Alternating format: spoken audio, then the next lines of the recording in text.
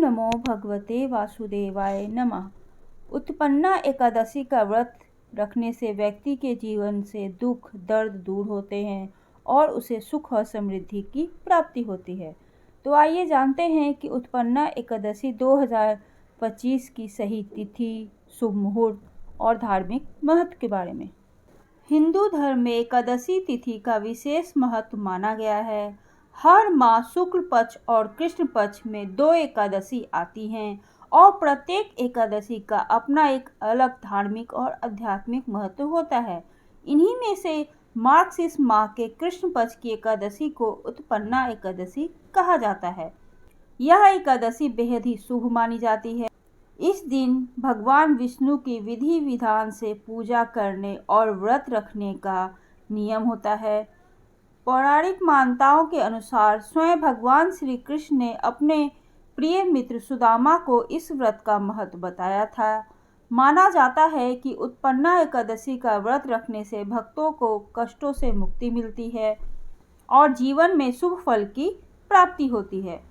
इस बार एकादशी तिथि 2 दिनों पर पड़ने के कारण भक्तों में थोड़ी उलझन की स्थिति बनी हुई है। तो आइए जानते हैं कि उत्पन्ना एकादशी की सही तिथि, शुभ मुहूर्त, पारण का समय और धार्मिक महत्व।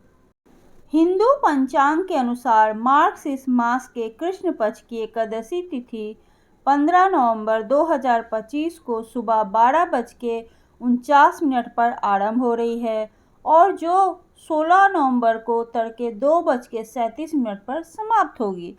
उदया तिथि के आधार पर उत्पन्ना एकादशी का व्रत 15 नवंबर 2025 दिन शनिवार को रखा जाएगा।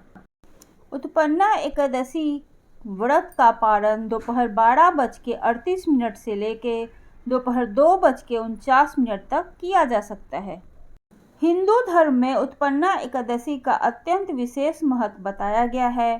पौराणिक कथाओं के अनुसार इसी दिन भगवान विष्णु के अंश से एक दिव्य देवी प्रकट हुई थी, जिन्हें एकादशी का नाम दिया गया था।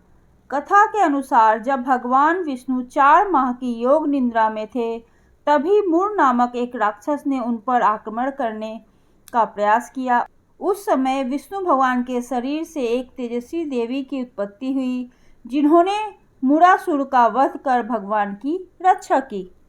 योग निद्रा से जागने पर भगवान विष्णु देवी से अत्यंत ही प्रसन्न हुए और उन्होंने उन्हें एकादशी देवी के रूप में पूजित होने का वरदान दिया। इसी कारण मान्यता है कि जो व्यक्ति इस दिन विधिवत एकादशी का व्रत रख के भगवान विष्णु की आराधना करता है, उसे दुख दर्द से मुक्ति मिलती है और जीवन में सुख समृद्धि और सौभाग्य की प्राप्ति होती है।